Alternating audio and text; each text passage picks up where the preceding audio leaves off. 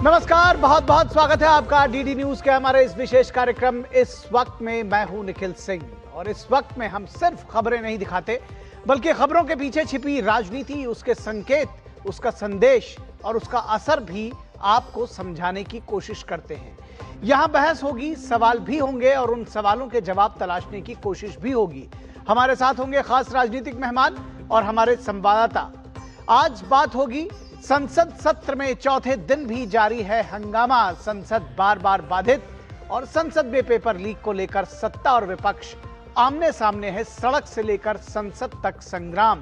तो सवाल यह है कि युवाओं के भविष्य पर समाधान की राजनीति होगी या सिर्फ टकराव की, और इसके पीछे किसका एजेंडा है? क्योंकि सड़कों पर जो टकराव दिख रहा है वो सिर्फ छात्रों का नहीं हो सकता, उसमें अराजक तत्व भी शामिल साफ दिखाई दे रहे हैं। तो चौथे दिन भी संसद में गतिरोध जारी है। कॉकरोच जनता पार्टी के धरने से विपक्षी दलों ने सरोकार तो दिखाया, लेकिन उसको हाईजैक करने की कोशिश भी साफ तौर पर दिखाई देती है और इसको लेकर के अपने अपने दावे और अपनी राह बताने को बेताब दिख रहे हैं। बात होगी कर्नाटक के सियासत की। एसआईआर का विरोध तो पीआरसी का प्रयोग। कर्नाटक में कांग्रेस की नई सियासी चाल पर घमासान मचा हुआ है। बीजेपी इस पर पलटवार कर रही है। उसका कहना है कि यह दरअसल सुविधा नहीं है बल्कि संवैधानिक संकट की शुरुआत कर रही है कर्नाटक सरकार। और बात होगी अयोध्या में स्थितियों को, यानी कि राम मंदिर तीर्थ क्षेत्र ट्रस्ट ने अहम बदलाव करके व्यवस्था को फूल प्रूफ करने की कोशिश की है। कैसे कोशिश की है? होंगे कई अहम सवाल और जवाब, लेकिन सबसे पहले इस वक्त की हेडलाइंस।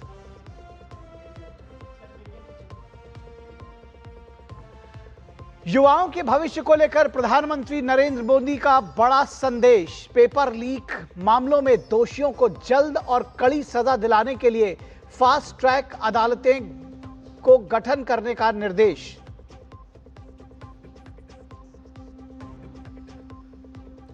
फास्ट ट्रैक अदालत पर पीएम मोदी के ऐलान के बाद सरकार का बड़ा कदम। 4 शहरों में गठित होगी फास्ट ट्रैक अदालतें। संबंधित राज्यों के मुख्य न्यायाधीश को केंद्र जल्द लिखेगा पत्र।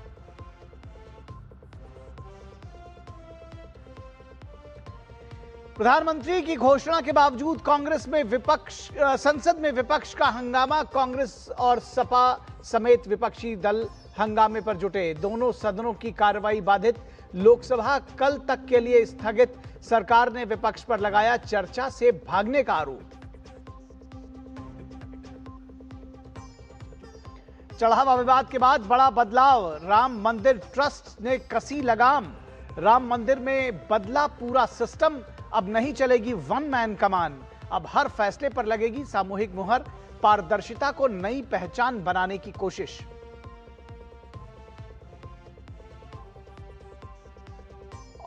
और एसआईआर का विरोध, पीआरसी का प्रयोग। कर्नाटक में कांग्रेस की नई सियासी चाल पर घमासान।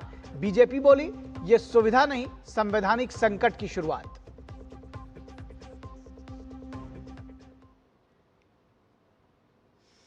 तो सबसे पहले आपको बताते हैं कि संसद से सड़क तक किस तरह से घमासान मचा हुआ है और इसके क्या है मायने, क्या है राजनीतिक एजेंडा। युवाओं के भविष्य पर राजनीति या समाधान। संसद ठप, सड़क पर संग्राम। मॉनसून सत्र का चौथा दिन भी नीट और पेपर लीक के मुद्दे पर भारी हंगामे के भेंट चढ़ गया। सरकार लगातार चर्चा कराने की बात कह रही है, जबकि विपक्ष अपनी शर्तों पर अड़ा हुआ है। नतीजा यह है कि संसद में समाधान के बजाय गतिरोध गहराता जा रहा है और देश के लाखों छात्रों से जुड़ा मुद्दा अब भी अधर में ही लटका हुआ है, यानी कि इसका कोई हल नहीं ढूंढा जा सकता है। प्रधानमंत्री नरेंद्र मोदी ने युवाओं के भविष्य को सरकार की सर्वोच्च प्राथमिकता बताते हुए बड़ा संदेश दिया है। उन्होंने घोषणा की है कि पेपर लीक के मामलों की त्वरित सुनवाई और दोषियों को शीघ्र कठोर दंड दिलाने के लिए फास्ट ट्रैक अदालतें स्थापित की जाएंगी। प्रधानमंत्री ने स्पष्ट कहा कि युवाओं के भविष्य से खिलवाड़ करने वालों को किसी भी कीमत पर बख्शा नहीं जाएगा। सोशल मीडिया मंच एक्स पर जारी अपने संदेश में प्रधानमंत्री मोदी ने कहा कि युवाओं के हितों की रक्षा से बढ़कर कुछ भी नहीं है। प्रधानमंत्री ने इससे पहले एनडीए संसदीय दल की बैठक में भी वो ये कह चुके हैं कि पेपर लीक किसी एक राज्य या किसी एक सरकार का विषय नहीं है, बल्कि पूरे देश की चुनौती है। उनका कहना था कि जानकारी मिलते ही सरकार ने कार्रवाई शुरू की और आगे भी दोषियों के विरुद्ध कठोर कदम जारी रहेंगे। फास्ट ट्रैक अदालतों पर प्रधानमंत्री मोदी के ऐलान के बाद सरकार ने बड़ा कदम उठाया है। 4 शहरों में फास्ट ट्रैक अदालतें गठित होंगी और संबंधित राज्यों के मुख्य न्यायाधीश को केंद्र की ओर से जल्द ही पत्र लिखा जाएगा। यानी सरकार लगातार एक्शन मोड में नजर आ रही है। दूसरी ओर सरकार का दावा है कि वो संसद में नीट और पेपर लीक पर किसी भी दिन, किसी भी समय और जितनी देर विपक्ष चाहे उतनी देर तक चर्चा कराने के लिए तैयार है। संसदीय कार्य मंत्री किरेन रिजिजू ने विपक्ष से बार बार सदन चलाने और चर्चा शुरू करने की अपील की, लेकिन विपक्ष अपनी मांगों पर अड़ा रहा, जिससे गतिरोध बना हुआ है। तो अब सरकार का कहना है कि दरअसल विपक्ष ही इस चर्चा से भाग रहा है। वो चर्चा नहीं चाहता, वो अपनी राजनीति चमका रहा है। वो छात्रों का भविष्य नहीं, अपना मुस्तकबिल, अपना भविष्य सुधारना चाहता है। वहीं राजनीतिक स्वर भी और राजनीतिक स्तर पर भी विपक्ष पूरी तरह से एक मत नहीं दिखाई देता। समाजवादी पार्टी चर्चा को प्राथमिकता देने की बात कहती है, तो कांग्रेस शिक्षा मंत्री के इस्तीफे की मांग को लेकर अड़ी है, जबकि आम आदमी पार्टी अपनी अलग राजनीतिक लाइन चल रही है और वो भी इस्तीफे की मांग उठा रही है, लेकिन पंजाब के मामले पर वो चुप्पी साध लेती है। इससे यह धारणा भी बन रही है कि सरकार को घेरने की रणनीति और राजनीतिक दिशा पर विपक्ष के भीतर मतभेद मौजूद हैं, क्योंकि सबकी अपनी अपनी मंशाएं हैं और अपने अपने दरअसल सरोकार और गोल्स हैं। आम आदमी पार्टी ने जिस तरह से कांग्रेस और बीजेपी के बीच आपसी तालमेल का आरोप लगाया था, वो दर्शाता है कि असली होड़ इस मुद्दे को हथियाने को लेकर है। राजनीतिक दल अपना भविष्य सुधारना चाहते हैं, छात्रों के भविष्य से ज्यादा उन्हें अपने भविष्य की चिंता है। जंतर मंतर पर चल रहे आंदोलन में भी अलग अलग स्वर सामने आए हैं। सोनम वांगचुक ने अपने संदेश में छात्रों के खिलाफ दर्ज मुकदमे वापस लेने और संवाद की बात कही है। वहीं कॉकरोच जनता पार्टी के अभिषेक दीपके ने आंदोलन जारी रखने और अतिरिक्त मांगों पर जोर दिया। इससे यह स्पष्ट हुआ कि आंदोलन के भीतर भी एक समान नेतृत्व और साझा रणनीति नहीं दिखाई दे रही है। अभिषेक दीपके आज खुद भी धरने से नदारद हैं, लेकिन उन्होंने ये स्पष्ट किया कि हिंसा करने वाली भीड़ उनके धरने प्रदर्शन से नहीं जुड़ी है और वो जो लोग हिंसा फैला रहे हैं वो उनसे जुड़े हुए छात्र नहीं हैं।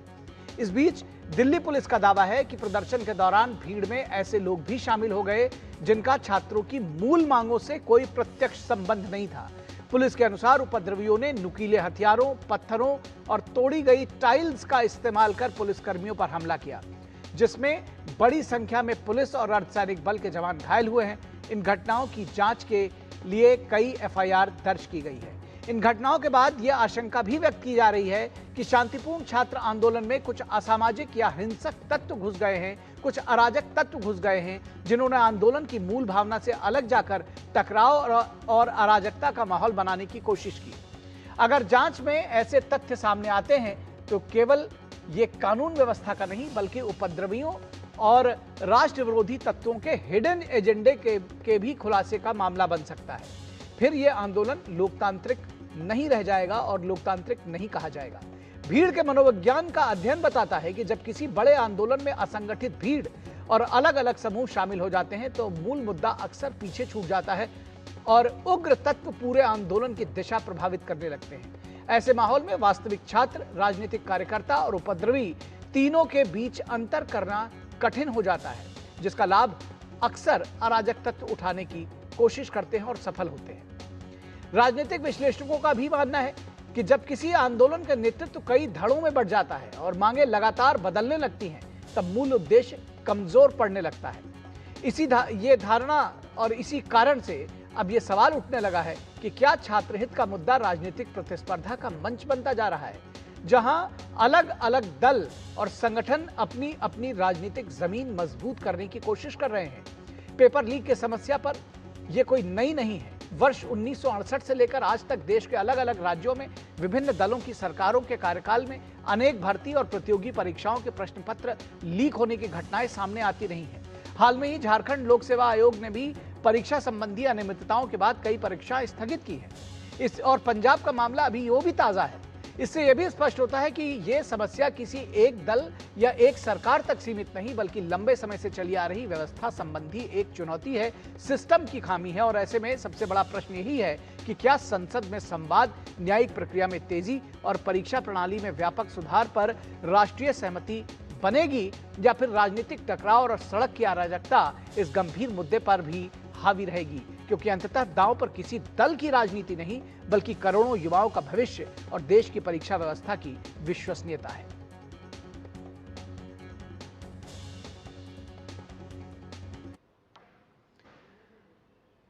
और संसदीय कार्य मंत्री किरेन रिजिजू ने सदन में कहा कि सरकार किसी भी मुद्दे पर कभी भी चर्चा कराने के लिए और कितनी भी बड़ी चर्चा कराने के लिए तैयार है। आज आदरणीय प्रधानमंत्री नरेंद्र मोदी जी ने भी बहुत कड़ी कदम उठाते हुए देश को बताया कि जुडिशियल फास्ट ट्रैक कोर्ट भी बनाने के लिए, ताकि कोई भी देश में पेपर लीक का घटना होता है तो कड़ी से कड़ी सजा दिया जाए और जल्द से जल्द दिया जाए। कंडीशन लगाने से आपका जो इंटेंशन है वो ठीक नहीं है, क्योंकि आप चर्चा को रोकना चाहते हैं। अब चर्चा का बात करके फिर कंडीशन लगा के फिर चर्चा को आप बाधित कर रहे हैं। वहीं कांग्रेस अध्यक्ष मल्लिकार्जुन खड़गे ने शिक्षा मंत्री के इस्तीफे की मांग की है। आज प्राइम मिनिस्टर का बयान हुआ है, ये इन्वेस्टिगेटिव बयान है ये, और दूसरा जो है पहले एजुकेशन मिनिस्टर का इस्तीफा होना चाहिए चर्चा करने के लिए थे। केंद्रीय मंत्री जेपी नड्डा का कहना है कि सरकार हर सवाल का जवाब देने के लिए तैयार है, लेकिन विपक्ष संसद की कार्रवाई बाधित कर रहा है। विपक्ष का व्यवहार बहुत ही गैर जिम्मेदाराना है, बहुत ही गैर जिम्मेदाराना है। ये न चर्चा चाहते हैं, न ही हाउस को चलने देना चाहते हैं। पहले इन्होंने कहा कि आप पेपर लीक पर चर्चा करो, और सरकार ने कहा कि हम नीट पर चर्चा करेंगे, हर विषयों पर चर्चा करेंगे, उसके लिए हम तैयार हैं। वहीं समाजवादी पार्टी के मुखिया अखिलेश यादव का दावा है और उनका आरोप है कि सरकार अपनी जवाबदेही से भाग रही है। अकाउंटेबिलिटी किसकी है? सरकार की अकाउंटेबिलिटी थी। लगता तो ये है इनकी एबिलिटी इतनी दिखाई देती है कि जो अकाउंट भर दे वही अकाउंटेबिलिटी है इनके लिए तो। और ये तो यूपी में बहुत करीब से हम लोग देख रहे हैं। क्या है अकाउंटेबिलिटी? जो एबिलिटी से अकाउंट भर दे वही एबिलिटी लग रहा है इनकी तो अकाउंटेबिलिटी। अखिलेश यादव जाहिर तौर पर उत्तर प्रदेश के नेता हैं, राजनीति भी उत्तर प्रदेश में करनी है, तो यहां पर भी उत्तर प्रदेश वो लेकर आ गए। कॉकरोच जनता पार्टी के संस्थापक अभिजीत दीपके का कहना है कि उनका पूरा आंदोलन शिक्षा मंत्री के इस्तीफे के बाद ही शांत होगा। हमारा प्रोटेस्ट सिर्फ और सिर्फ जंतर मंतर पर हो रहा है, तो मैं सभी लोगों से कहना चाहता हूँ, अगर आपको प्रोटेस्ट में शामिल होना है तो जंतर मंतर आइए। यहाँ पर हमारा जो प्रोटेस्ट है वो पीसफुल है, और हम कहीं से भी कोई गलत चीज़ या गलत नारे नहीं करेंगे, क्योंकि हम देशभक्त लोग हैं। और इसका उदाहरण कल हमने दे दिया है कि हमने लाठियाँ खा ली, सर फुड़वा लिया हमारे सपोर्टर्स ने, लेकिन कहीं से भी अपने घर से कोई गलत हरकत नहीं करी। वहीं प्रधानमंत्री नरेंद्र मोदी का जो ऐलान आया फास्ट ट्रैक कोर्ट के गठन का ऐलान के बाद, विद्यार्थियों में इसको लेकर के खुशी है, उन्होंने संतोष व्यक्त किया है। क्या कुछ कहते हैं विद्यार्थी, आइए आपको सुनाते हैं। When I heard about the PM fast track initiative for court case against NEET UG paper leak, so I thought that it's a very good initiative, because our Honorable Prime Minister Modi has taken a good step to get the justice for the students who have committed suicide and the family. Since he has taken the matter on his own hands, yes, I think the justice will be served. The Modi government has come forward and taking the action on it. The issue should be more fastly, because it has done. The government has said for the orders for the fast court, the issue should be solved very quickly. it is a very good initiative that Modi has come forward with for the youth purpose. Our Honorable Prime Minister has taken, Narendra Modi sir has taken this initiative about establishing fast track court, to protect the dreams of youths and provide fair and transparent results. So I'm looking forward to it actually. और इस पूरे मुद्दे पर बातचीत करने के लिए हमारे साथ खास मेहमान जुड़े हुए हैं, उनसे हम आपका परिचय करा दें। उसके साथ ही साथ हमारे संवाददाता भी जुड़े हुए हैं। हमारे साथ डॉक्टर कौशल कांत मिश्रा, जो कि बीजेपी के प्रवक्ता हैं, हमारे साथ जुड़े हैं। कौशल कांत जी, बहुत स्वागत है आपका। अजय वर्मा, कांग्रेस के नेता, हमारे साथ जुड़े हैं। अजय जी, बहुत स्वागत है आपका। विनोद मिश्रा, हमारे कंसल्टिंग एडिटर, हमारे साथ जुड़े हैं। विनोद जी, आपका भी बहुत स्वागत है। और थोड़ी देर में हमारे साथ हमारे संवाददाता भी इस पर सीधे लाइव जुड़ेंगे। हम उनसे भी इस पूरे मुद्दे पर क्या कुछ चल रहा है उनके पास जाएंगे। लेकिन सबसे पहले विनोद मिश्रा जी, आपके साथ हम इस चर्चा की शुरुआत करना चाहेंगे, जानना समझना चाहेंगे, क्योंकि तब से लगातार इसमें घटनाक्रम बदल रहा है। और सीधे तौर पर जिस तरह से प्रधानमंत्री ने कहा कि फास्ट ट्रैक अदालतें बनाई जानी चाहिए, इससे पहले 2024 में ऑलरेडी एक सख्त कानून इस पर बना हुआ है, यानी कि एक समाधान तलाशने की कोशिश की जा रही है। लेकिन संसद ठप है और कहा जा रहा है कि जब तक मंत्री जी इस्तीफा नहीं दे देंगे तब तक काम आगे बढ़ेगा नहीं। दूसरी तरफ जो सड़कों पर जो तस्वीर आप देख रहे हैं, उसमें जाहिर तौर पर ये भोले भाले निरीह छात्र नहीं हो सकते, ऐसा सभी का मानना है। और दिल्ली पुलिस का भी ये कहना है, इसमें उसके जो जिन लोगों को चोट लगी है वो बात कह रहे हैं कि उसमें अराजक तत्व घुस आए हैं, इसमें अपराधी भी घुस आए हैं। तो कैसे आकलन करेंगे अब इस पूरे घटनाक्रम का और इस सियासत का? निखिल, अगर मैं आपको एक स्केच आपके सामने में देता हूं कि जो विरोध करने वाले लोग हैं उनको आप देखिए। आज की ही खबर है कि झारखंड के पब्लिक सर्विस कमीशन के अगेंस्ट में वहां आप देखिए कि वहां पे कई लोगों का इस्तीफा हुआ है। खुद वहां चेयरमैन ने पब्लिक सर्विस कमीशन का, उन्होंने भी अपना इस्तीफा दिया है। वजह, झारखंड में पब्लिक सर्विस कमीशन का, आप सोचिए, कोई गजेटेड ऑफिसर का एग्जाम होता है और उस एग्जाम में जो लिस्ट निकाली गई थी उसमें किसी मेंबर के सिग्नेचर थे ही नहीं और लिस्ट निकल गई थी। लिस्ट कहाँ से आई थी?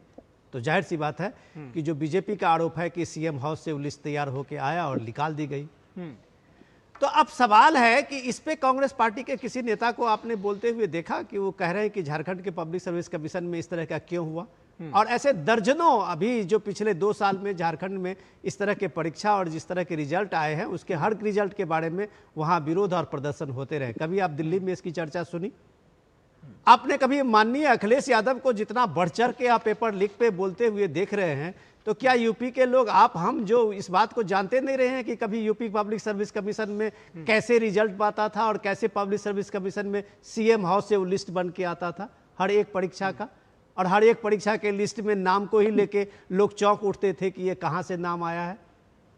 सवाल है कि कांग्रेस के रूल में, अपने ही रूल में, जितने ही अभी तक के शासन में आप कांग्रेस का देखिए कि यूपीएससी से लेके और जितने भी एपी मेडिकल के एग्जाम से लेके हर पेपर के लीक हुए हैं, दर्जनों 60 से 70 ऐसे बड़े बड़े मामले हैं। क्या कभी आपने देखा? अब सवाल है कि सिर्फ ये बताने की है कि हमारी कमीज से आपकी कमीज, जो ये सफेदी का डिटर्जेंट का जो प्रचार हो रहा है, अब सवाल है कि पीएम मोदी ने एक सॉल्यूशन दिया है फास्ट ट्रैक कोर्ट का, और ये सॉल्यूशन कम से कम इस बात के लेके जो बच्चे हैं, बच्चे के माता पिता हैं, उनको जरूर इस बात को लगेगा कि ये फास्ट ट्रैक कोर्ट में जाने से अगर किसी भी जगह पे कोई लीक की संभावना बनती है पूरे देश में, तो जो एक मिनट आपको रोकना चाहूंगा और केंद्रीय मंत्री डॉक्टर जितेंद्र सिंह ने कहा है कि सरकार के ने प्रतिनिधियों के साथ बातचीत के लिए अब तक 4 बार औपचारिक प्रस्ताव भेजे हैं और सरकार हर मुद्दे पर चर्चा के लिए पूरी तरह से तैयार है। उन्होंने कहा कि सरकार की ओर से सभी युवा डॉक्टर्स के लिए ये एक खुला निमंत्रण है। सरकार उनकी सुविधा के अनुसार किसी भी समय और किसी भी स्थान पर बातचीत के लिए तैयार है। ये एक ब्रेकिंग खबर आई है, इसलिए आपको दिखा रहे हैं। सरकार की ओर से चर्चा के लिए हम हर समय तैयार हैं। सरकार के दरवाजे खुले हैं। This is a standing invitation to all our youth friends. आप किसी समय भी, कभी भी चर्चा करना चाहे, आपकी सुविधा अनुसार हम चर्चा के लिए तैयार हैं। प्रत्येक विषय को लेकर के, आंदोलन के विषय को लेकर के और उसके साथ साथ जुड़े अन्य विषयों को लेकर के भी चर्चा के लिए सरकार तैयार रहेगी। और जितना समय चर्चा के लिए लाजिम होगा उतना हम देने को भी तैयार हैं। We do not stand on prestige, we never stand on prestige. आपके साथ चर्चा में देश के स्वास्थ्य मंत्री और वरिष्ठ नेता श्री जेपी नड्डा जी रहेंगे, उनके हमरा उनके संग मैं भी रहूंगा, और धीरे धीरे हम इसी चर्चा के माध्यम से समाधान की ओर बढ़ सकते हैं। तो छात्रों से अपील की गई है कि आप आइए और चर्चा करिए। 4 बार इस तरह की बात सामने आई है और उनका कहना है कि हर विषय पर चर्चा करने के लिए तैयार हैं छात्रों के साथ में। और विनोद जी, आप इस बात को, अगर जो आप अपनी बात कह रहे थे उसमें इसको शामिल करना चाहेंगे, क्योंकि ये अभी लेटेस्ट अपडेट है कि सरकार ने कहा है कि वो हर तरह से चर्चा करने के लिए तैयार है छात्रों के साथ। निखिल, ये बड़ी ब्रेकिंग है, नीरज आपको विस्तार से बताएंगे, लेकिन सबसे इम्पोर्टेंट चीज ये है कि सरकार के सामने मुश्किल है कि किससे बात करें। वांगचुक बैठे हुए हैं वहाँ पे, अगर अपने हॉस्पिटल में बैठे हुए हैं और वो अपनी अलग शर्त दे रहे हैं। दीपके बैठे हुए हैं जंतर मंतर पर, उनकी एक अलग शर्त है। राहुल गांधी पीएम आवास के सामने में बैठ के अपनी एक अलग शर्त की लिस्ट रखे हुए हैं, जो कल अपने प्रेस कॉन्फ्रेंस में बताए हैं। केजरीवाल जो है, जो बैकडोर से पूरे आंदोलन को चला रहे हैं, उनकी एक अलग शर्त कंडीशन है।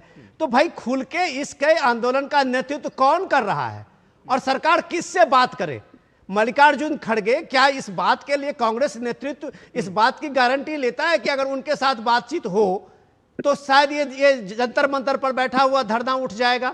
ठीक है, ये सारे लोग जो पत्थरबाजी करने पे उतारू हैं आंदोलन के नाम पे, वो बंद कर देंगे?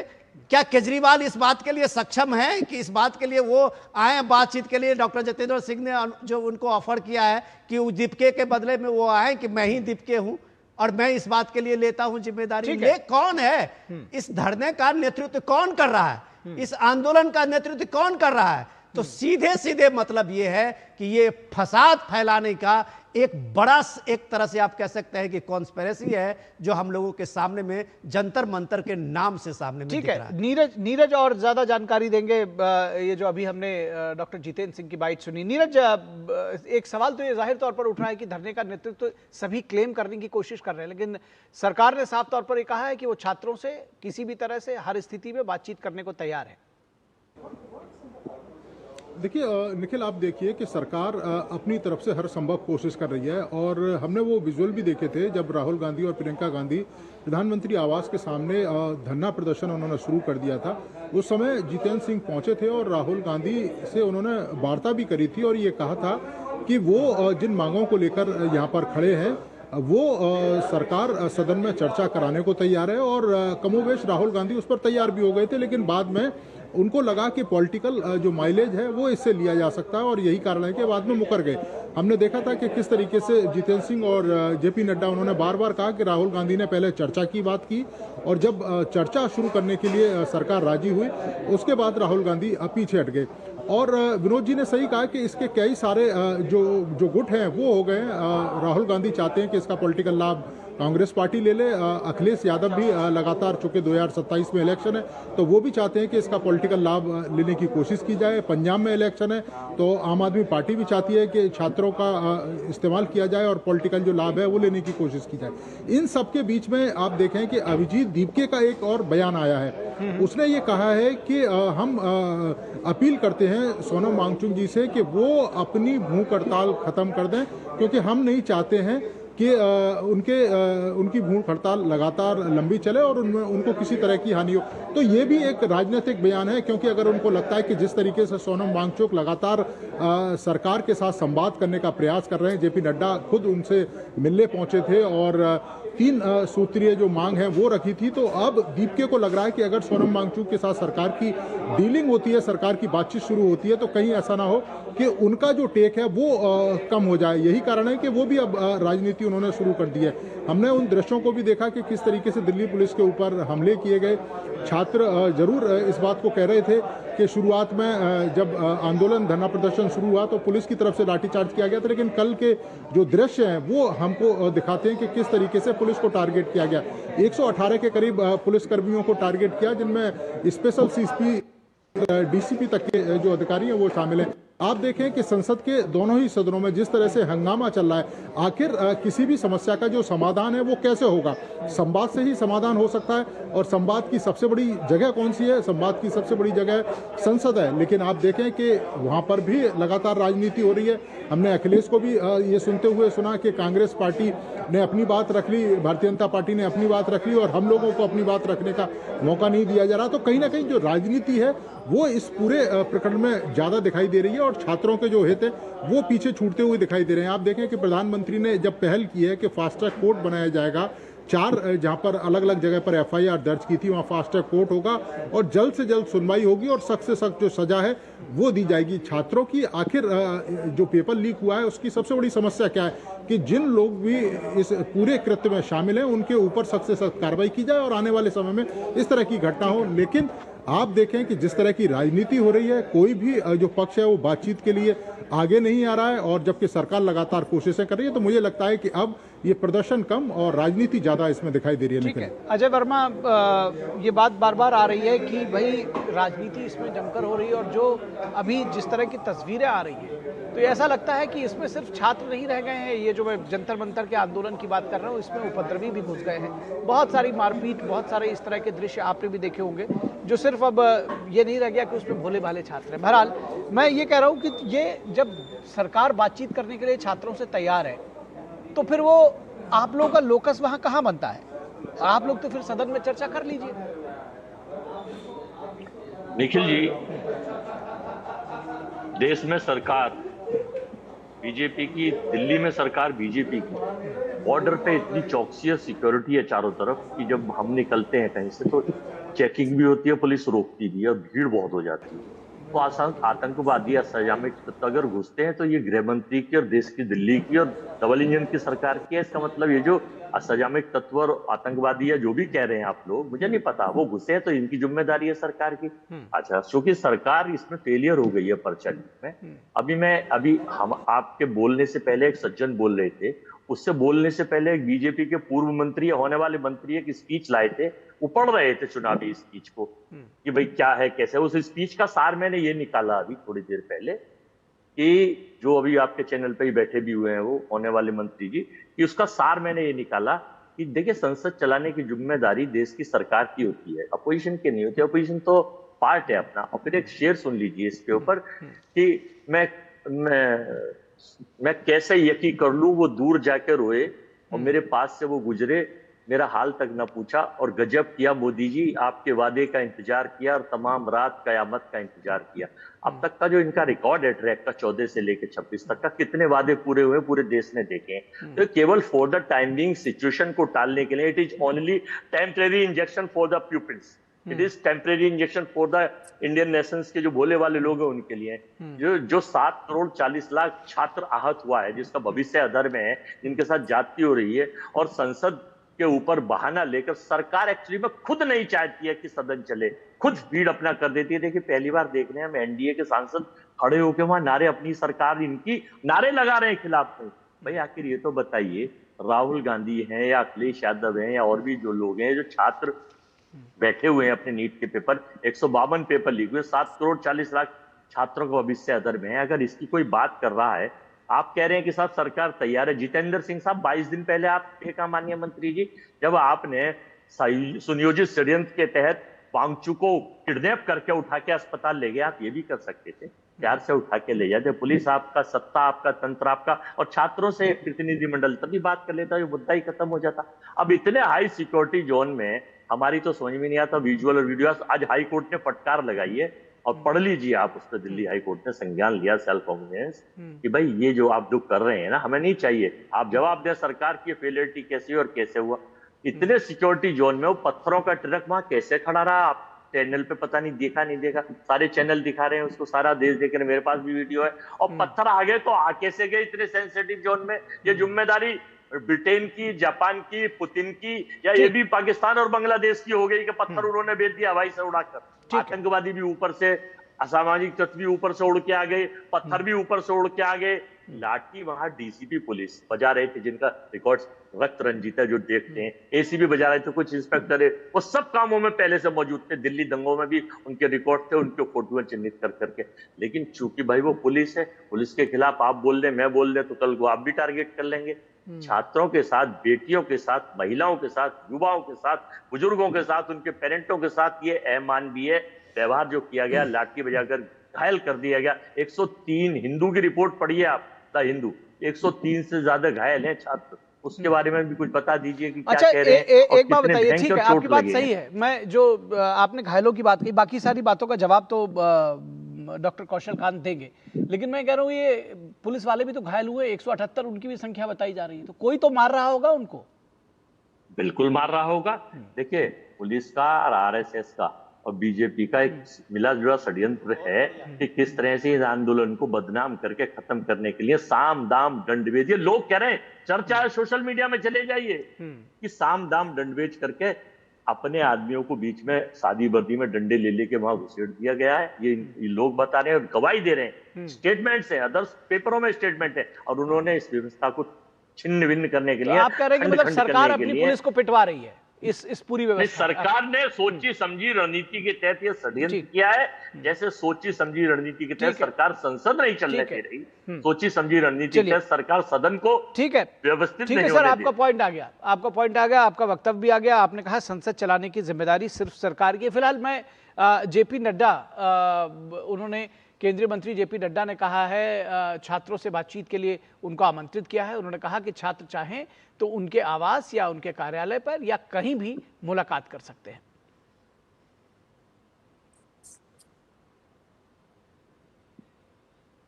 तो आपको हम बताना चाहेंगे कि लगातार सरकार की तरफ से जो छात्रों से बातचीत का, अभी आपने डॉक्टर जितेंद्र सिंह का वक्तव्य सुना था, अब हम आपको दिखाएंगे, बताएंगे कि किस तरह से डॉक्टर जेपी नड्डा की तरफ से भी स्टेटमेंट आया है। पिछली बार भी आपको ध्यान होगा कि जेपी नड्डा के साथ में बातचीत हुई थी, और अब उनका कहना है कि चाहे उनके कार्यालय पर, चाहे उनके घर पर, जहां भी छात्र चाहें या किसी भी जगह पर जहां वो सहमत हो, वहां पर बातचीत के लिए वो रेडी है। नड्डा साहब, मुलाकात के लिए तैयार है सर आप? नहीं, अभी नहीं। हाँ, हम तैयार हैं। सर, कहाँ पे मुलाकात आपको लगता है? कहीं भी, कोई भी लोकेशन पे? हमारे रेजिडेंस में आए या फिर हमारे ऑफिशियल ऑफिस में, जो हमारे मंत्रालय। और इस पूरी खबर पर हम चर्चा को आगे बढ़ा रहे हैं और इस चर्चा में शामिल करेंगे डॉक्टर कौशल कांत मिश्रा। कौशल कांत मिश्रा, अभी आपने सुना अजय वर्मा जी को, वे कह रहे हैं कि संसद चलाने की जिम्मेदारी सिर्फ सरकार की है, और इसके साथ ही साथ वे कह रहे हैं कि जो आरोप है उनके, वो आपने भी सुने। इसी तरह के मैं कुछ आरोप समझूंगा, जिस तरह से आम आदमी पार्टी कहती है कि बीजेपी और कांग्रेस मिल गई है, उसी तरह से कहते हैं कि ये इनका कहना है, मैं बीच में टोकता तो शायद, लेकिन अब ठीक है, वो आप उसका जवाब दें। इनका कहना है कि सरकार जो है अपने ही लोगों से अपनी ही पुलिस को पिटवा रही है। ये कांग्रेस के काम करने की पद्धति होगी। मोदी जी के नेतृत्व में बीजेपी सरकार कभी ऐसा नहीं करती, और जब से सरकार आई है तब से पुलिस सुरक्षा बलों का क्या मोरल है कि उस पर एक पिक्चर बन गई है, और उस नारे को हर लोग लगाते थे। तो मोरल सुरक्षा बलों का बहुत हाई है। सुरक्षा बलों की सुरक्षा उतनी इंपॉर्टेंट है जितना किसी भी नागरिक की सुरक्षा की इंपॉर्टेंट है। बात मुद्दे की है कि बात छात्रों की है। वो छात्र जो हमारे देश की लगभग 27% पॉपुलेशन बनाते हैं, और अगर 35 साल तक ले लें तो करीब करीब 65% की पॉपुलेशन बनाते हैं, जो हमारे देश का भविष्य है। उस भविष्य की चिंता करना सरकार की प्राथमिक जिम्मेदारी है। मैं इस बात को एडमिट करता हूं कि नकल माफिया, पेपर लीक होना एक कुप्रथा रही है, उसको खत्म होना चाहिए। ये वही सरकार है जिसने 2024 में पहली बार कानून लाया।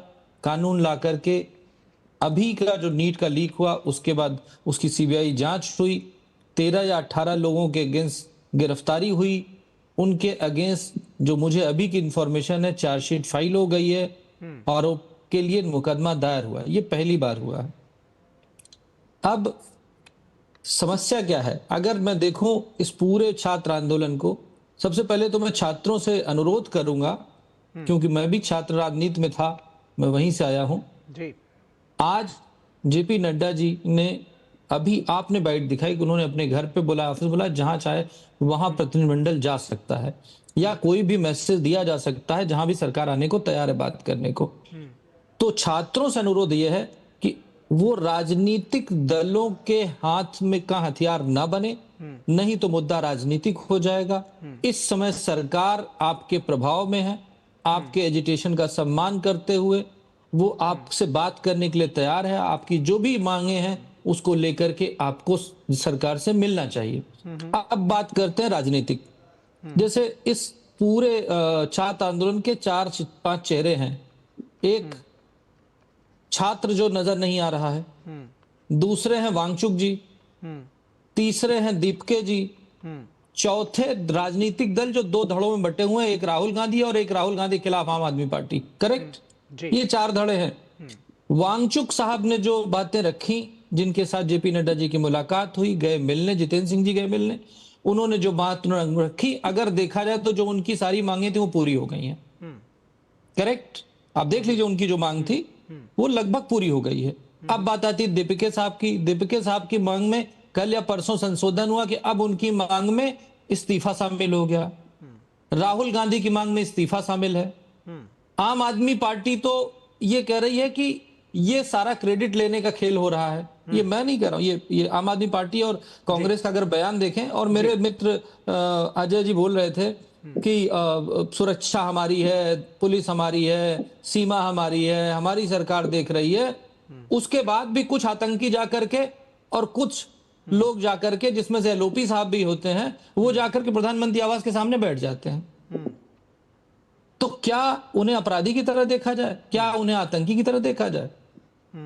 जब आंदोलन होता है उसमें छुप करके कोई शरारती तत्व आ जाते हैं। क्या ये जो पुलिस के ऊपर हमला हुआ, क्या छात्रों ने किया? नहीं, मुझे नहीं यकीन है कि वो छात्रों ने किया है।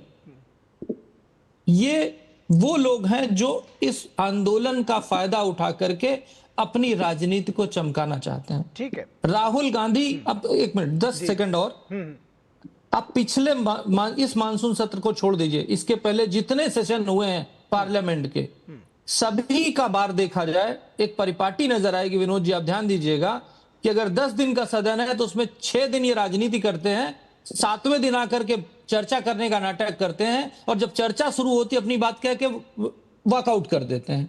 ये परिपाटी इस बार की नहीं है, ये हर बार की। आप उस पर एनालिसिस कीजिए, उस पर प्रोग्राम कीजिए। इस बार भी अभी मानसून सेशन शुरुआत हुई है, जम के राजनीति हो रही है, जम के फुटेज लिया जा रहा है। राहुल गांधी फिर हीरो बन रहे हैं, रीलॉन्चिंग का प्रोग्राम चल रहा है। छात्र के आंदोलन के कंधे पर बंदूक रख के वो राजनीति का हथियार कर रहे हैं और छात्रों को हथियार बना रखा है, जबकि मुद्दा हथियार होना चाहिए। मुद्दा यह है कि पेपर लीक नहीं होना चाहिए। कहीं ना कहीं सरकार में कुछ कमी रही है जिसकी वजह से पेपर लीक हुए हैं, उसको पूरी तरह से फिक्स करने के लिए प्रतिबद्ध मोदी जी ने आज भी आकर के बोला, 4 फास्ट ट्रैक बनाने के लिए तुरंत बोल दिया। तो सरकार बात करने के लिए तैयार है, छात्र आकर के मिले।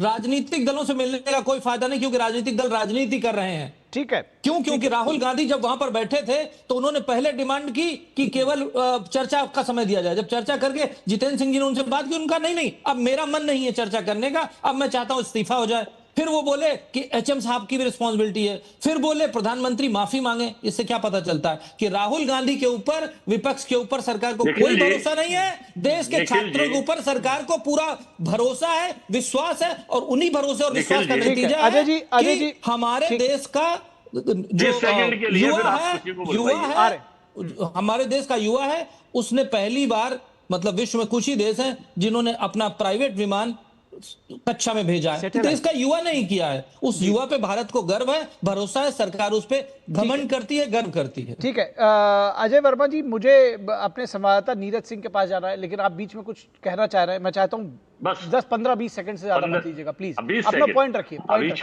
जी अभी छात्र नेता साहब कह रहे थे कि सब राजनीतिक लोग राजनीति कर रहे हैं, क्योंकि सरकार अडानी को बिजनेस कराने में लग रही है संसार में। ये राजनीति नहीं करते, ये तो बिजनेस कराते हैं। उनको बिजनेस करा के फंड लाते हैं, फंड लाके सरकार के चुने हुए एमपीओ को खरीदते, तोड़ते, बेचते और किसी भी तरह से देश के कानून को बदलना चाहते हैं। सरकार का काम तो यही है। यही छात्रों के मामले में सरकार है, लाठी डंडा बजवाते हैं, हाथ पैर तोड़वाते हैं और उसके बाद ये सोचते हैं कि आतंकवाद आ गए देश के छातियां बैठ के और उनके नाम पर यहाँ अराजकता फैलाकर देश के दिल्ली को जख्मी और घायल करने का काम देश की सरकार डबल इंजन की सरकार। ठीक है सर, आपको पॉइंट आ गया। मैं फाइनली अपनी पार्टी की तरफ से कह रहा हूँ, राहुल गांधी जी जो बैठे थे, प्लीज, राहुल गांधी जी जो बैठे थे वो कोई दो परिवार के प्रधान उनके शहीद हुए हैं, वो कोई आतंकवादी नहीं है। अगर प्रधानमंत्री के धरने पर जाकर बैठ गए, अपनी कोई बात करी, वो छात्रों के लिए बैठे। राजनीति तो उन्हें विरासत में उस परिवार को मिली हुई है, देश की आजादी में जिसका छात्रों के बीच जाके जंतर मंतर पर बैठ जाते सर, छात्रों के बीच जंतर मंतर पर जाकर बैठ जाते।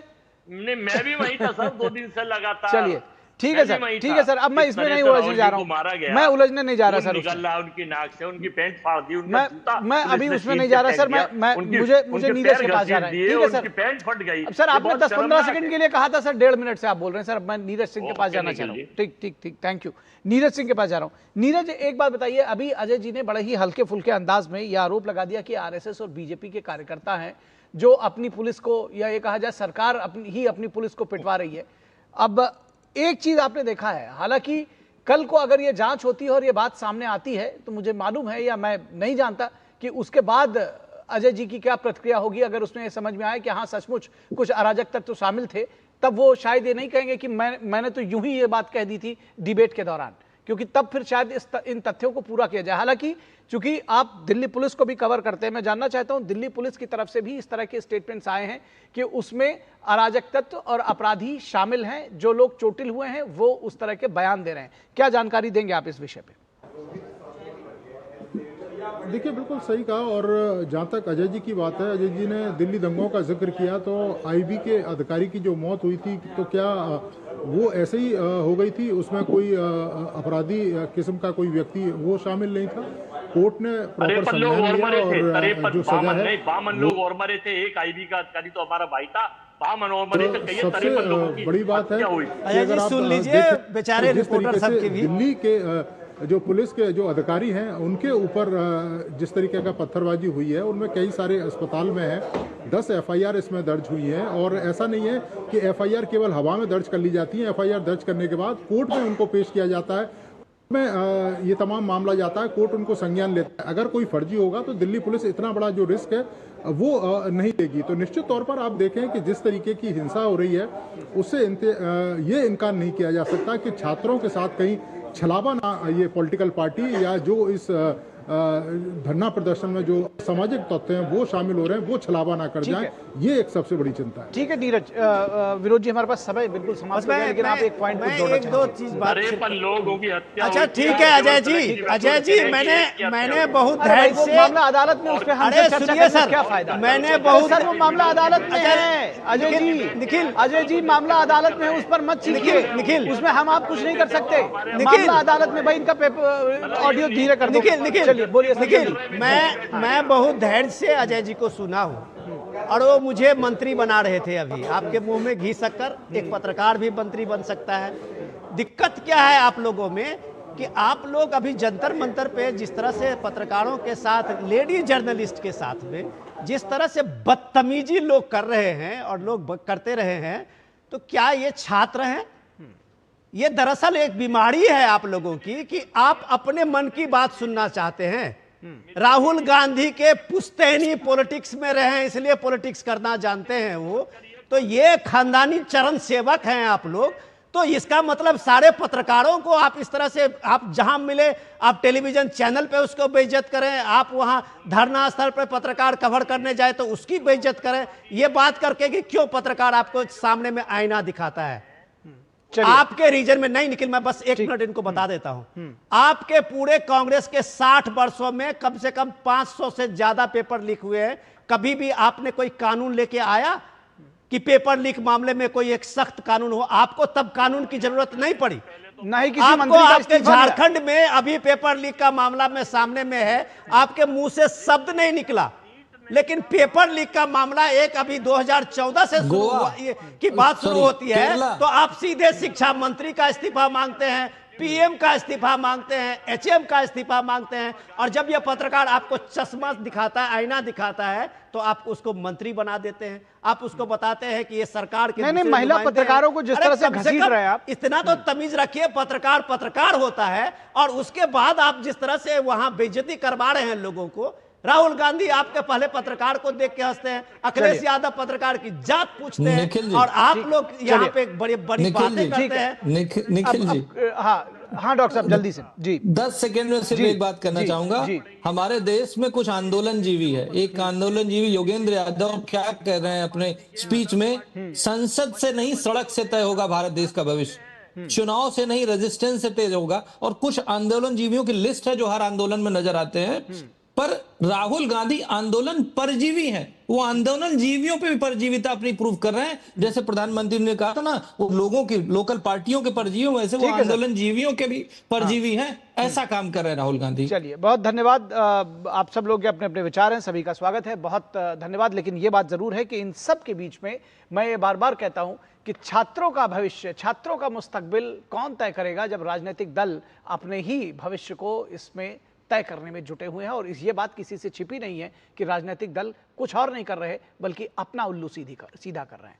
बहुत धन्यवाद आप सभी मेहमानों का। रुकेंगे एक छोटे से ब्रेक के लिए। ब्रेक के बाद जब वापस लौटेंगे तो चर्चा होगी कि आखिर किस तरह से राम मंदिर से लेकर और कर्नाटक तक में क्या सियासत छाई हुई है। ब्रेक के बाद। यार कैसे ले पाएंगे घर? नहीं, आज गर्मी बहुत है ना? यस, बहुत ही ज्यादा। पापा, घर खरीदने की planning is not easy. Vini, long term savings का बेस्ट प्लान बताना। LIC protection plus plan. LIC और सेविंग्स? यस, इसमें इंश्योरेंस और फंड्स दोनों में इन्वेस्ट करके गोल्स के हिसाब से सम अश्योर्ड एडजस्ट कर सकते हो। LIC protection plus plan, future insured, growth assured. पढ़ता है, खेलता है, झूलता उछलता है, दौड़ता कभी कभी दौड़ कराता है, आगे आगे बढ़ता है इंडिया, अमूल दूध पीता है इंडिया। मेरी पसंद, मेरी पसंद, मेरी पसंद, मेरी पसंद, हमारी पसंद, हम सबकी पसंद। मजबूत देश का मजबूत सरिया हो गया स्टील।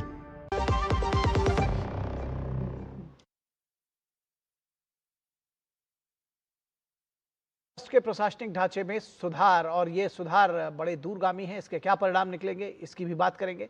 अयोध्या में मणिराम दास छावनी में श्री राम जन्मभूमि तीर्थ क्षेत्र ट्रस्ट की अहम बैठक में कई बड़े फैसले लिए गए। सबसे महत्वपूर्ण बदलाव यह है कि अब ट्रस्ट के किसी एक पदाधिकारी के पास व्यापक अधिकार नहीं होंगे। निर्णय प्रक्रिया सहभागिता और सामूहिक जिम्मेदारी के आधार पर चलेगी। ट्रस्ट के सभी पदाधिकारी और सदस्य राम मंदिर की शुचिता, पवित्रता, अनुशासन और पारदर्शिता के लिए समान रूप से जिम्मेदार होंगे। कथित चढ़ावा चोरी प्रकरण के बाद ट्रस्ट ने प्रबंधन व्यवस्था में बड़े बदलाव किए हैं। SIT के अंतिम रिपोर्ट में दिए गए सुझावों के आधार पर चढ़ावे की गिनती से लेकर बैंकिंग प्रक्रिया तक नई व्यवस्थाएं लागू की गई हैं, ताकि पारदर्शिता और जवाबदेही सुनिश्चित हो सके। ट्रस्ट में पूजा अर्चना की शास्त्रोक्त परंपरा और प्रामाणिकता बनाए रखने के लिए स्वामी गोविंद देव गिरी की अध्यक्षता में 9 सदस्यीय धार्मिक समिति का पुनर्गठन किया गया है। इसमें शंकराचार्य, वासुदेवानंद सरस्वती, स्वामी विश्व प्रसन्न तीर्थ सहित अयोध्या के 5 प्रमुख संत शामिल हैं। अब यही समिति रामानंदी परंपरा के मुताबिक पूजा पद्धति, पर्व उत्सवों की रूपरेखा, वैदिक अनुष्ठानों, पुजारियों के प्रशिक्षण, नियुक्ति, आचरण, ड्रेस कोड और स्थायी अर्चक प्रशिक्षण संस्थान की स्थापना जैसे विषयों की जिम्मेदारी संभालेगी। अयोध्या में आज साधु संतों की बैठक भी बुलाई गई है।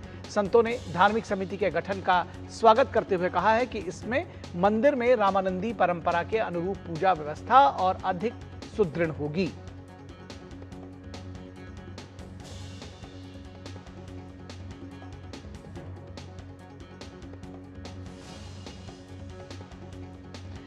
और राम मंदिर ट्रस्ट के प्रशासनिक ढांचे को सुधार को लेकर धर्मगुरुओं ने संतोष जताया है। तो आइए आपको सुनाते हैं कि प्रशासनिक ढांचे में सुधार को लेकर धर्मगुरु क्या कुछ कह रहे हैं। इस धार्मिक समिति का केवल इतना ही कार्य होगा कि मंदिर में भोगराग की व्यवस्था, उत्सवों की व्यवस्था देखना, पूजा पाठ कैसा हो रहा है कैसा नहीं हो रहा है, वेदोक्त अनुसार हो रहा है कि नहीं, यही धार्मिक संस्थाओं का कार्य होगा। मंदिर बहुत हो गए, उतने पुजारी नहीं हैं, तो उसके लिए हम पुजारियों को भी तैयार करेंगे, ट्रेनिंग देंगे पुजारियों को। समस्त अयोध्या के साधु संत बहुत प्रसन्न चित्त हैं। साधु संत अयोध्या के ही नहीं, संपूर्ण देश के साधु संत प्रसन्न चित्त हैं और साधुवाद दे रहे हैं तीर्थ क्षेत्र ट्रस्ट को कि आपने निर्णय करने में बहुत देरी की, लेकिन अच्छा निर्णय आपने किया है। इसके लिए तीर्थ क्षेत्र ट्रस्ट को साधुवाद है कि संप्रदाय के लोगों को जोड़े हैं और संप्रदाय के लोगों उन लोगों को जोड़े हैं जो जड़ से मजबूत हैं, जो सक्षम हैं कार्य करने में, जो स्वयं लगा करके कार्य कर सकते हैं, ऐसे लोगों को जोड़े हैं। संतों की समिति उसमें पूजा। और इस पूरी खबर पर बातचीत करने के लिए हमारे साथ हमारे संवाददाता विकास सिंह जुड़े हुए हैं अयोध्या से। विकास, सबसे पहले तो ये जो जिसके ऊपर बहुत सारा प्रश्न चिन्ह लग रहा था, ये पारदर्शिता लाने की कोशिश की गई है। हमने सुना कि संत तो प्रसन्न है इसको लेकर के, क्या कुछ बदलाव आप देखने जा रहे हैं? कैसे कैसे बदलेगी सारी व्यवस्था इसके जरिए? देखिए, मंदिर प्रबंधन की पूरी कार्य प्रणाली में बदलाव की बात जो कही गई थी वो धरातल पे दिखने लगी है। सबसे पहले इन अयोध्या के 5 संतों को जोड़ा गया है। इस पूरी नगरी, ये पूरे देश कहें, इन लोगों का बहुत सम्मान है। और इसके बाद अब जो जितने भी धार्मिक आयोजन किए जाएंगे या धार्मिक कार्य होते हैं, पूजा पाठ के कार्य होते हैं, यह समिति तय करेगी कि क्या कुछ चीजें करनी है, कैसे करनी है, ये सारी चीजें बताई जाएंगी। और सबसे बड़ी बात है कि एक और बड़ा बदलाव का ऐलान हो चुका है सीईओ पद को लेकर, क्योंकि इसकी नियुक्ति के लिए 5000 से ज्यादा फॉर्म आ गए थे। अब उनकी छटनी हो रही है, जल्द ही सीईओ का पद भी रखा जाएगा। तो सबसे बड़ी बात ये होगी कि ट्रस्ट की तरफ से जो कामों का विकेंद्रीकरण किया गया है, कोई एक व्यक्ति एक पूरी जिम्मेदारी ना लेगा, जो एक्सपर्ट होंगे उस चीज में होंगे। ये सारे जो धर्माचार्य हैं अयोध्या के, ये लोग पूजा पाठ का काम देखेंगे। जिस तरीके से यहाँ की जो परंपरा है, वैष्णव परंपरा है, उसके आधार पर वहाँ पूजन हो रहा है। साथ साथ यहाँ पर मंदिर में जो एक नई चीज की गई थी कि यहाँ पर पुजारी तैयार करना, उनको दीक्षा देने का कार्य, इसको किया जाएगा यहाँ पर इनके मार्गदर्शन में, इन लोगों के मार्गदर्शन में। साथ ही साथ जो भी जिस चीज का एक्सपर्ट होगा, सीईओ किया जा रहा है, वो मंदिर की तमाम सारी जिम्मेदारियां उसके हवाले की जाएंगी। तो अलग अलग चीजों को बांटा गया है और भविष्य में किसी भी प्रकार की किसी भी काम में कोई कमी ना आए, कोई प्रश्न चिन्ह ना उठे, इसके लिए व्यवस्था ऐसी की जा रही है। कार्यों का बंटवारा है। हमने देखा आज संत समाज की बैठक भी चल रही है। इससे पहले तमाम सारे साधु संत जो अंदर बैठक के लिए गए हैं, उन्होंने खुशी जताई है कि यह निर्णय बहुत ही अच्छा निर्णय है। साथ ही साथ उन्होंने कहा कि जिस तरीके से पिछले दिनों अयोध्या को बदनाम करने की जो साजिश रची गई थी, वो खासतौर से उनका मानना था कि लोग अयोध्या और श्री राम मंदिर से दूर रहे, इसलिए इस तरीके की बातें कही गई। क्योंकि जो घटना होती है उसमें अपराधियों को जो पकड़वाने का काम किया जाता है, ट्रस्ट के द्वारा किया जाता है, एफआईआर ट्रस्ट के द्वारा कराई जाती है, समिति ट्रस्ट एसआईटी की बनाने की अपील ट्रस्ट की तरफ से की जाती है। तो ट्रस्ट की तरफ से हर वो कदम उठाए गए उस घटना को रोकने के लिए, और भविष्य में अब कोई घटना ना हो, इसके लिए तमाम सारी कार्य योजना तैयार है। और आज साधु संत भी इसमें विचार विमर्श कर रहे हैं अयोध्या। ठीक है, पारदर्शिता लाने की पूरी पुरजोर कोशिश की गई है और उम्मीद है कि इसमें सफल होंगे और सभी का विश्वास वापस लौटेगा। बहुत शुक्रिया इस तमाम बातचीत और जानकारी के लिए विकास। और रुकेंगे एक छोटे से ब्रेक के लिए, जल्द हाजिर होंगे।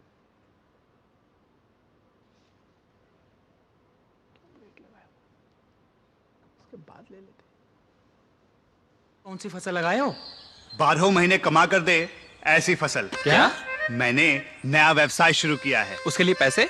इसमें किसी निवेश की जरूरत ही नहीं। अच्छा मुखिया जी। अरे मुखिया जी नमस्ते। अरे हरी, कब आ रहे हो? आप बस चलिए, मैं पहुंचता हूं। अब मैं LIC एजेंट हूं।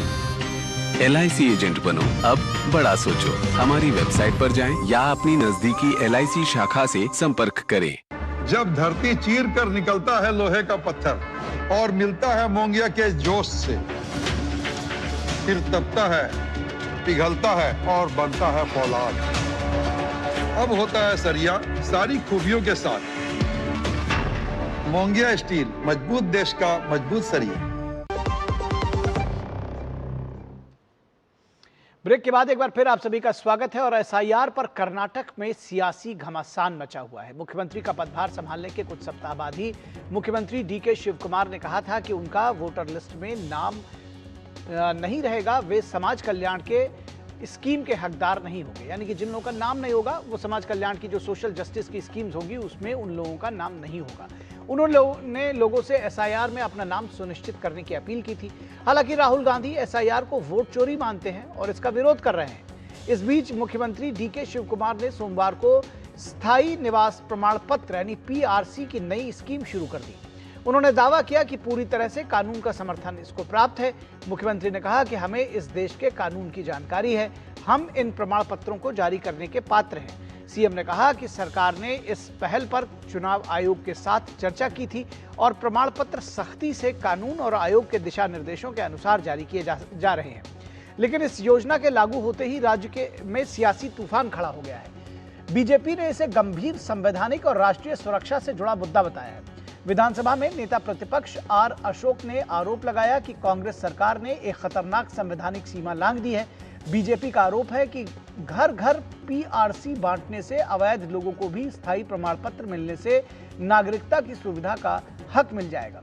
सरकार का दावा है कि पीआरसी के लिए ऑनलाइन और ऑफलाइन दोनों तरह से आवेदन कर सकते हैं। आवेदकों की जांच के बाद 21 दिनों के भीतर प्रमाण पत्र जारी कर दिए जाएंगे। डिप्टी तहसीलदारों को पीआरसी जारी करने का अधिकार दिया गया है। राज्य सरकारों ने जाति प्रमाण पत्रों की घर घर डिलीवरी भी शुरू कर दी है। ये नागरिक केंद्रित पहल है जिसमें कर्नाटक भर के 4 करोड़ 85 लाख लोगों को आवश्यक सरकारी सेवाओं को अधिक सुलभ बनाने में मदद मिलने की उम्मीद है, ऐसा सरकार की तरफ से कहा जा रहा है। तो कुल मिलाकर कर्नाटक सरकार ने एसआईआर पर सक्रिय होकर अपनी सियासत दुरुस्त करने की पहल की है और इसको साफ तौर पर इस बात से समझा जा सकता है। तो इस वक्त में बस इतना ही। हमारी पूरी टीम को दीजिए इजाजत। नमस्कार।